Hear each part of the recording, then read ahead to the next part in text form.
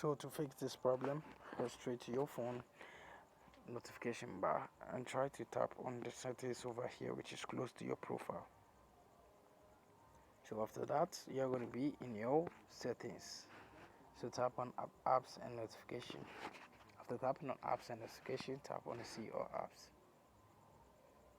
So after tapping on the see all apps, you're going to see all your apps listed alphabetically after loading.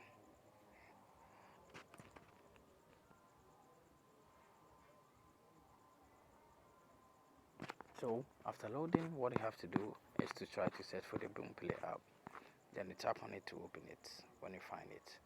Now tap on notifications and make sure the show notification is toggled on. After that, go back and tap on storage and cache, then tap on the clear cache. Now go back and tap on permissions and make sure every permission is allowed. Go back and tap on the force stop, then you tap on OK. Now after doing all this, what you have to do is to go back to your phone menu and try to search for Google Play Store. Tap on the Google Play Store and tap on the Boomplay app when you search for it.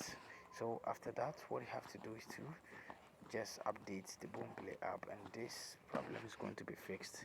So after updating it, what you have to do is to restart your device. So now tap on restart or reboot after tapping on the power button for some while. So tap on OK to accept to get your device reboot or restart. After accepting it, the problem is going to be fixed successfully. Thank you very much for watching this video. See you in my next video.